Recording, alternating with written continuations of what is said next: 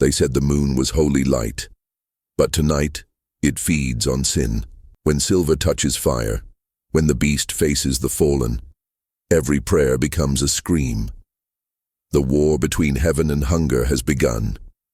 One creature cursed by the moon, one born from the pit. The night decides which one deserves the world. You're watching Whispering Narratives, where horror breathes and legends bleed. This is the night the werewolf met the demon, and neither forgave. What they found, moonrise didn't come from the sky. It came through my ribs. I was kneeling on the fractured tiles of the ruined nave when the bell-less tower groaned like a throat clearing to sing, and the first silver tremor shivered down my spine. Every instinct begged me to run, and mine was carved into marrow. I didn't look up. I didn't need to. Light moved across the floor like water and set the dust to glitter. And somewhere beyond the shattered doors, the pines leaned toward the cathedral like parishioners eager for a sermon of blood. I clawed at the flagstones, raw nails skittering, palms burning, cartilage loosening. The stained glass saints, only faces now, eyes turned to holes by stones and storms, watched with their empty circles while the first ache twisted inside me, and the second voice rose from the well of my throat. Do not howl, I told myself. The moon is a patient priest. It absolved me of choice. I howled. The sound was iron pulled through a harp. It raked the rafters and shook a century of dead pigeons' dust into the air. The cry went out over graves and fences, over the matted field, where scarecrows rotted into salt. I felt it travel. I felt it meet something coming the other way, another sound older than frost, and the two braided like barbed wire. Answer. The answer crawled up from the crypt under the altar where the last priest chained it to a name that wasn't its own.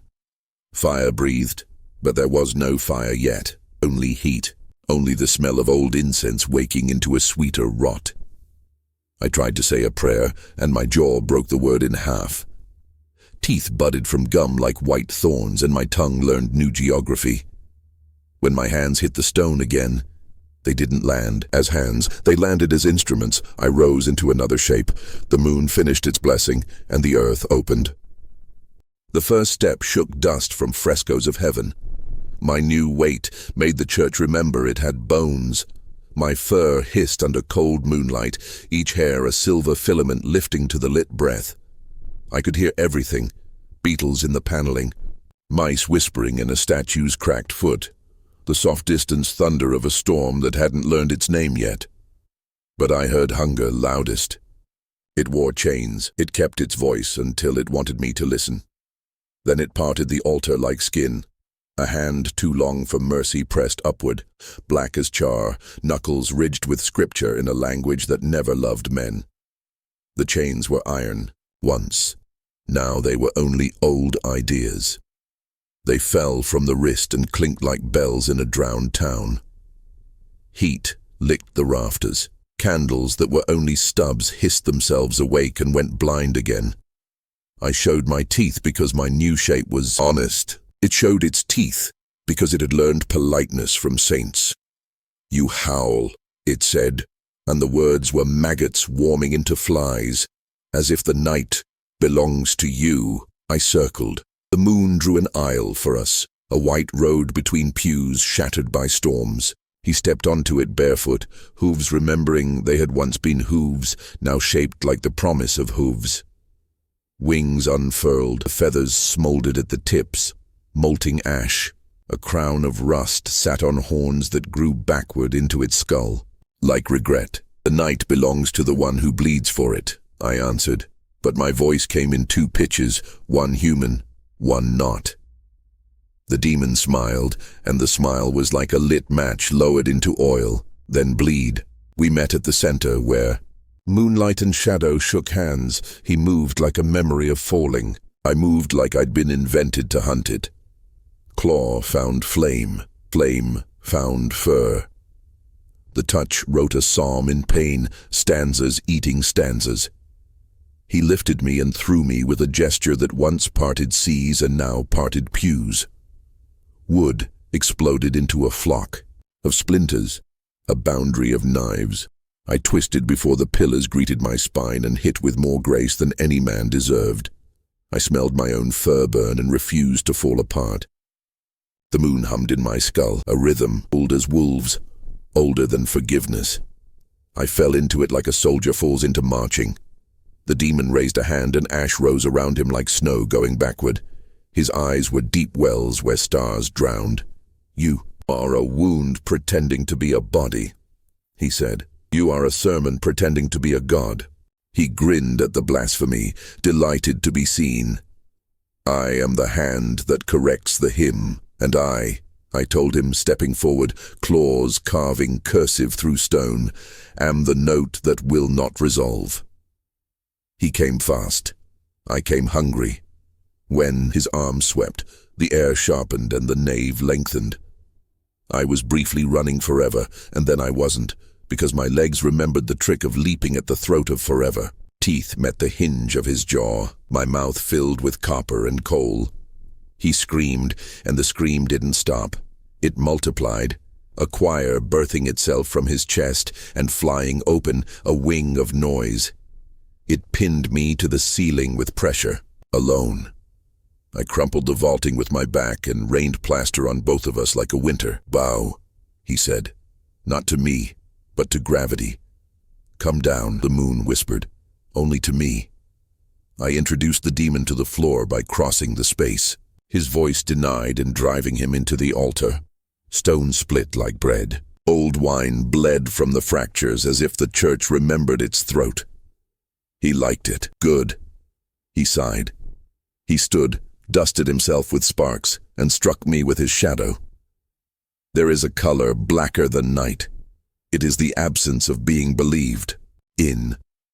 His shadow wore it. When it met my ribs, it peeled away fur and feeling with the tenderness of a butcher who's learned love can't be sold by the pound. The world tilted. Every sinew screamed a different prayer. The pews leaned in to hear if I'd remember how to die. I did not. I lunged, but the shadow moved faster than my confession. It stitched me to the floor with nails made of silence. He approached slowly because cruelty likes to savor its arithmetic. "I have ended princes," he said, "by softening their names in their mothers' mouths. I have turned cities into orchards of ash.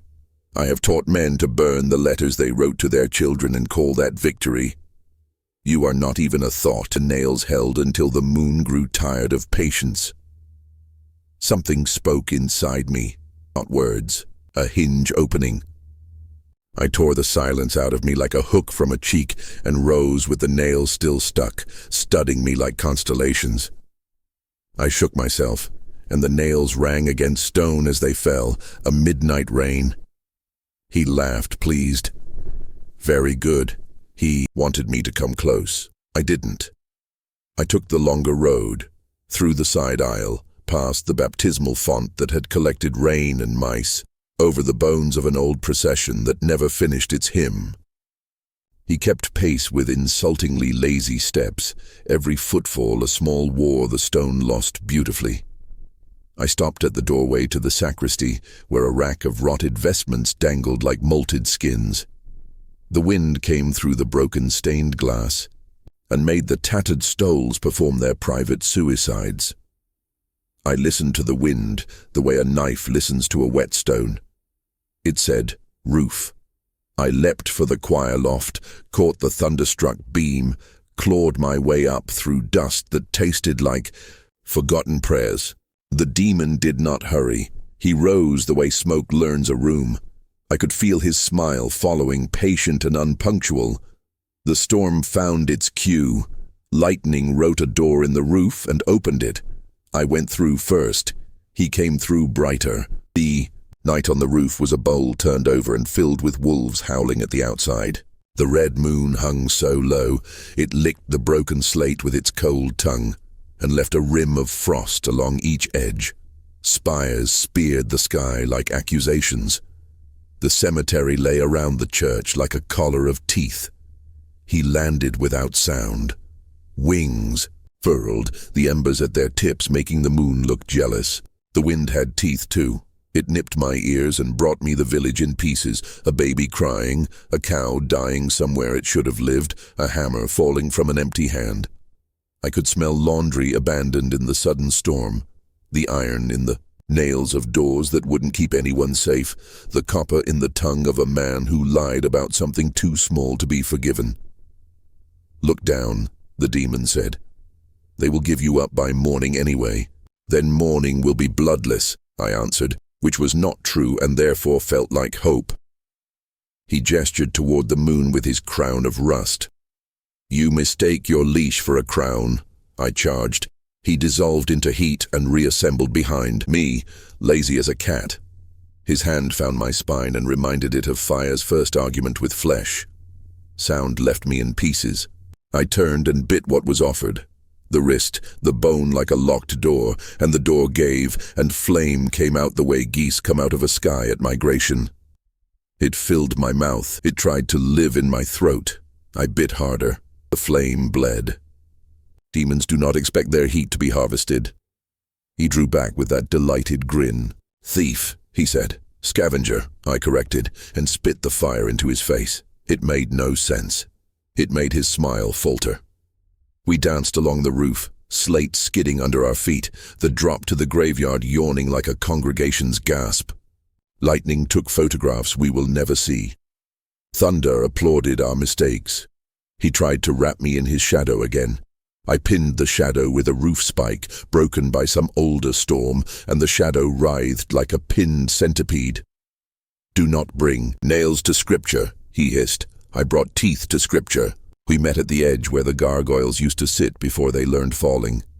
He reached for my throat. I let him. He lifted me into the moon the way a father lifts a child to see the parade. The moon burned against my neck like a silver brand. I kicked, but not to escape.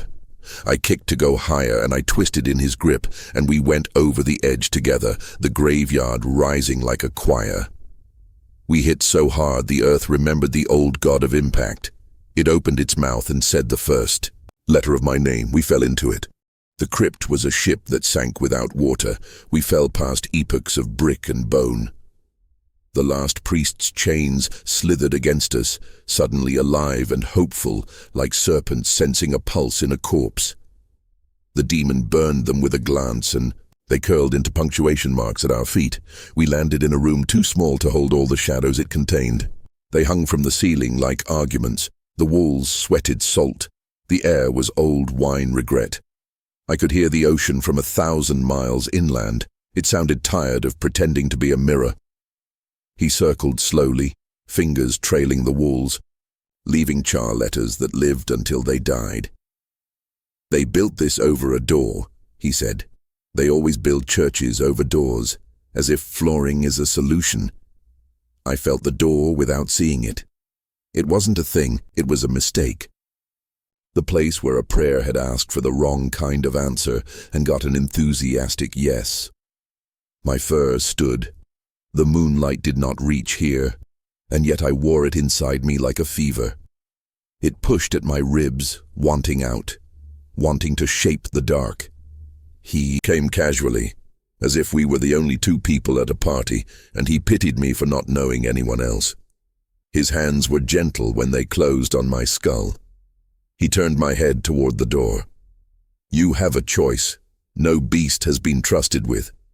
Open it for me, and I will let the remainder of you die as a man." I listened to the door. It breathed. Behind it, something older than him turned over in its sleep and smiled the way mountains smile when no one is looking. "I am already the remainder," I said, and drove him into the door. It didn't open. It rang. The sound reached the roof and knocked snow off a memory of winter. It traveled down the graves and made the worms lift their blind faces to greet it. It annoyed a nearby fox enough to make it abandon a hunt and consider philosophy. He struck me across the mouth with a tenderness that made me hate tenderness. Bone flew. It spun in the air, and I watched the moonlight that wasn't there catch it. It landed somewhere I would not find it again. I said nothing. He put his hand on the door like a lover. "I could open this without you," he said. "It would just be Inelegant, and you care for elegance, I rasped, which made him smile like a man remembering a sin he keeps in a pocket for luck. I care for the beauty of inevitability. He leaned close. You and I are inevitable. No, I said. We are fashion. I tore his hand away from the door with both of mine and bit the palm, and between my teeth I felt the oldest lie. Heat is harmless if you call it light. I broke the lie. He howled for the first time, and the sound made the crypt's shadows pivot toward him like flowers to their sun. I leapt, and he stepped aside with a dancer's cruelty, and I hit the wall where names of the forgotten had once been carved. Somewhere above us, the bells that were pawned a century ago rang once, in a story that intertwined our own like ivy. Lost patience. The wings opened and hit me with a smothering, tender dark. When they closed, I was under him, and the door was under me, and his shadow nailed all three of us to the same sentence. Open it, he said, and the voice this time was not performed. There is a famine waiting. There is always a famine. Waiting, I said through a mouth the size of a wound, and then I learned how to pray again.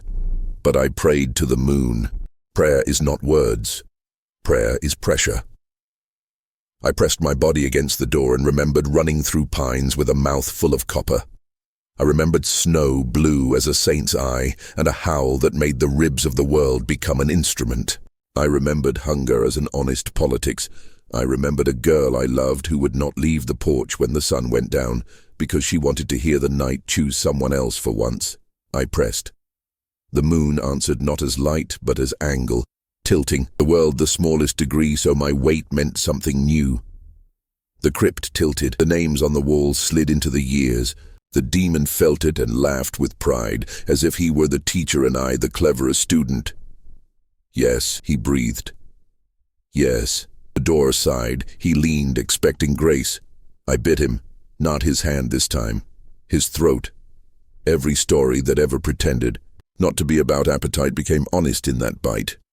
He backed away with surprise, not at pain, but at my lack of ritual. Blood poured like handwriting. It steamed. It tried to tell the stones a story about dominion. I interrupted. You mistake a leash for a crown, I told him, and used his blood like ink. I wrote on the door, not words, but claw, not language, but angle, a geometry of refusal. Circles opened to become broken moons. Lines intersected at moments wolves remember but men reduce. My fur smoked, my skin tried to leave. I carved my name the way a storm carves a coastline, by insisting until rocks forget who they were. The door shuddered as if it had been given a body solely to enjoy the tremor. The demon for the first time looked unsure. This is not the liturgy, he said softly. This is not a church, I said. This is a throat. I howled. The sound didn't go up. It went in. Behind the door, something older than him woke to listen and decided it did not like the song. The door smiled the way iron smiles when it remembers it used to be ore in a mountain that never intended to worship. It did not open. It shut forever. The crypt went quiet in a way that made silence feel like a riot ending. The chains on the floor stiffened into concepts again. The shadows returned to being a budget of dark rather than an army. The demon stared at the door that had refused his famine, then at me, and then up toward a moon we couldn't see. I realized what I had done, and fear fell over me like an old coat that still fit too well. Hunger had no doorway now. It had me.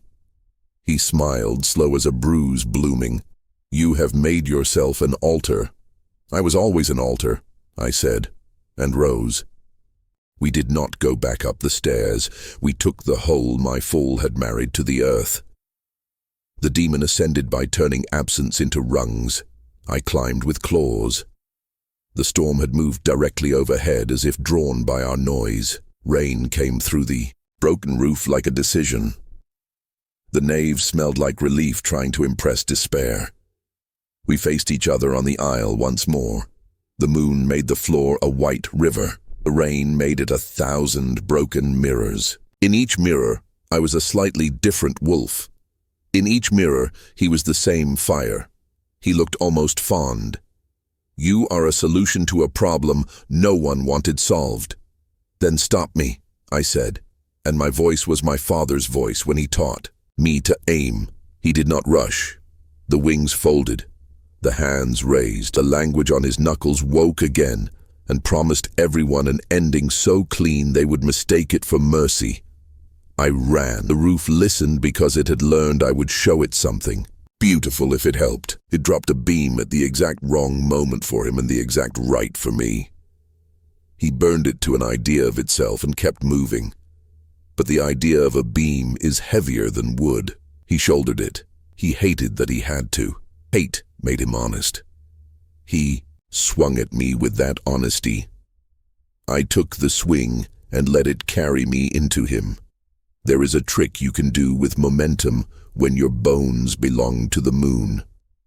I did it, and we went down together, the last pews applauding with splinters. I found his throat again. He found my heart. His fingers dug, and behind his fingers I felt all the promises I had ever broken line up to be counted. Bow, he whispered, not as command, but as intimacy. The moon, I whispered back, and bit, does not kneel. He drove his hand in and touched the thing that had replaced my heart when I learned to love the night. He set it alight. I burned, not my fur, not my skin. I burned at the level where names live. My name became a candle. The wind wanted it. The rain wanted it. The moon wanted it. He wanted it most, and drew it into his palm and held it up like a coin he'd been owed for centuries. Here you are, he said, and smiled with genuine relief. I put my teeth through his wrist again, and he dropped my name. It fell into my mouth. I swallowed it like a sin I'd decided to keep. It burned all the way down and set the rest of me in order. He reared with fury that made the frescoes remember their colors. He called for the door beneath us to reconsider. It did not. He called for the sky to learn new thunder. It did not. He called for me to die beautifully. I refused beauty. I killed him ugly. We do not speak of technique when we speak of final things. I will say only that the moon showed me where the hinge of his story lived, and my claws found it, and his body learned the lesson of unmaking in the tongue my body speaks best. He tried in his last breath to make it look like surrender. I helped him find a better honesty. When it was done, the rain came gentler. The moon dimmed as if embarrassed to have watched too intently. The candles that had been dead for a century considered their options and chose to stay wise. The church exhaled, and dust fell like absolution on a congregation of no one. I stood in the aisle with smoke ribboning from my fur and marrow singing in a key wolves teach their children by standing on hills and telling the night what it is. Outside, the village hid behind curtains and breathed through hands. Inside, the crypt held a door that would never open because a beast had written closed in a language older than God. Dawn came like a throat clearing. I let the wolf recede the way the tide recedes, not gone, merely preparing to remember. My hands found my face found its older ache. I walked to the shattered doors and stepped into mourning like I'd earned it. The pines bowed because the wind told them to. Behind me, something trembled and failed to awake. Ahead of me, crows argued. Far off, a baby cried, then laughed because babies don't always know whose day it is. I looked up. The moon was still faint in the daylight, a coin in a pocket I refused to spend. The hunger had no doorway now. It had me. I smiled like a man learning to be a ritual. And I walked into the world, crowned not by silver, not by fire, but by the burden of closing what should never open and opening what should never close. My mouth, at noon, in the middle of the road, teaching the sun what a howl sounds like. The moon had begun to fade, but the wound it left in the sky still bled light. The ruined cathedral breathed smoke instead of hymns. Every column that still stood leaned away from the center, as though ashamed of what had been summoned there. The werewolf, no longer beast, not yet man, crawled from the wreckage. His fur steamed where the demon's fire had kissed it. His claws were cracked to the quick, his breath came in wet gasps, and everyone tasted of iron and ash. The demon's body lay where the altar once stood, though calling it a body was generous. The shell was there, a blackened sculpture of defiance still caught mid-snarl. But the light that animated it, the pride, the endless appetite, had been driven out like smoke through broken glass. It wasn't victory, it was vacancy. The werewolf staggered closer. The moon, now pale as a sick eye, reached through the broken roof and touched him. The light should have healed him. It always had before, but this time it only lingered, hesitant, as though uncertain what he was now. He looked down at the demon's ruin and saw something impossible, a reflection. The demon's charred surface still shimmered faintly, and in it the wolf saw not fangs or fur, but a man's face, hollowed, cracked, and tired. He knelt. "I thought the moon chose me," he rasped, voice a mix of growl and confession. But maybe it only needed something desperate enough to bite back. The wind replied by moving the ashes. They rose in a spiral, glowing faintly red, an imitation of life, then scattered toward the open doors where dawn trembled, unsure if it was welcome here. He stood, limping through the aisle of ruin. Every footstep stirred ghosts of sermons. Beneath the soot, the floor still bore the faded sigils of consecration, each one warped by heat into mockery. He paused at the threshold, looking back once. The demon's silhouette still smoked, its shadow dancing against the stone like a trapped flame. "Rest," the wolf whispered, though he knew hell would not. Outside, the graveyard waited. The tombstones glistened with rain and blood in equal measure. Crows perched along the fence, silent, the kind of silence that comes when even scavengers can't tell what's safe to eat. He walked past them, every breath heavier than the last. The closer he came to the tree line, the quieter the world became. Not peace, pause. The forest watched. Somewhere deep within the pines, something answered. Not a howl, not a roar, but a long exhale that sounded like 1,000 leaves surrendering at once. The wolf froze. For a heartbeat he thought the demon had followed him, wearing a new mask. But no, this was older. He tilted his head back and saw the moon's ghost still faint in the daylight. The light pulsed once, slow and deliberate. It wasn't approval. It was recognition. The curse was not done. It had simply changed shape. He found the river by scent, more than sight. It wound through the forest like a vein swollen from the storm. The water reflected what the sky refused to hold. Clouds, ash, the faint shimmer of his own distorted shadow. He knelt again, this time to wash the blood from his hands. It wouldn't leave, it never did. But the gesture mattered. The river hissed as it touched him, steam rising where curse met current. "You should have left me human," he muttered. From the opposite bank, a figure watched. At first, it looked like smoke caught in branches. Then it moved. Not demon, not beast, something between. Another echo of the old war. The wolf straightened, muscles coiling out of habit. The figure didn't approach.